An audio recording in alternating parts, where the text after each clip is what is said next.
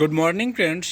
80 शब्द प्रतिदिन dictation start. रूस और यूक्रेन की जंग के बीच इस बात को लेकर भी विवाद गहराता जा रहा है कि जंग में कौन किसका साथ दे रहा है। विवाद इसलिए उठा कि रूस और चीन की गहरी दोस्ती को लेकर अमेरिका अब ज़्यादा ही परेशान है। उसका कहना है कि संकट के इस वक्त में चीन रूस का मददगार बना हुआ है। इससे रूस के हौसले और बुलंद हैं। हालांकि आधिकारिक रूप से चीन इसका खंडन कर चुका है, पर अमेरिका कहाँ मानने वाला है। और अमेरिका क्या कोई भी देश इस हकीकत से तो अनजान है नहीं कि चीन रूस का ही साथ देगा और पहले भी देता ही आया है, चाहे सुरक्षा परिषद में साथ खड़ा होना हो या किसी और रूप में मदद की बात हो। इसलिए पिछले कुछ दिनों से अमेरिका चीन को चेतावनियां दे रहा है कि अगर उसने रूस की मदद की तो उसे इसके लिए गंभीर नतीजे झेलने पड़ेंगे।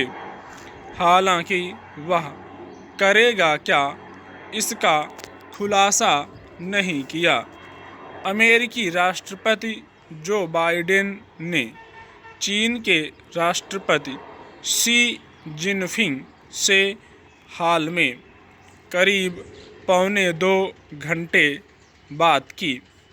दोनों नेताओं के बीच इतनी लंबी बात का एक मतलब तो साफ है कि चीन को लेकर अमेरिका डरा हुआ है।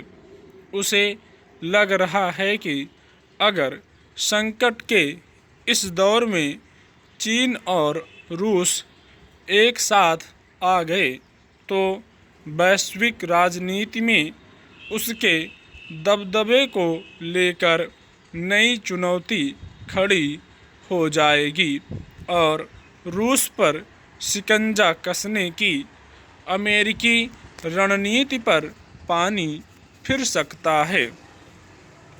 अभी बड़ी चुनौती यूक्रेन में युद्ध विराम को लेकर है, लेकिन इसे लेकर कहीं कोई प्रयास सफल होते नहीं दिख रहे। अमेरिका और पश्चिमी देशों की धमकियों को रूस ने हवा में उड़ा दिया है। उस पर प्रतिबंधों का भी फिलहाल तो कोई असर दिख नहीं रहा, बल्कि रूस के तेवर और आक्रामक ही होते जा रहे हैं। यह पूरी दुनिया के लिए गंभीर चिंता की बात इसलिए भी बनी हुई है क्योंकि कई देश इससे किसी न किसी रूप में प्रभावित तो हो ही रहे हैं। जहां तक रूस पर अमेरिकी और पश्चिमी प्रतिबंधों के असर की बात है तो उसका विदेशी मुद्रा और सोने का लगभग आधा फंस गया है। पर रूस अभी बेफिक्र इसलिए है क्योंकि उसके विदेशी मुद्रा भंडार का एक बड़ा हिस्सा चीनी मुद्रा युआन के रूप में है।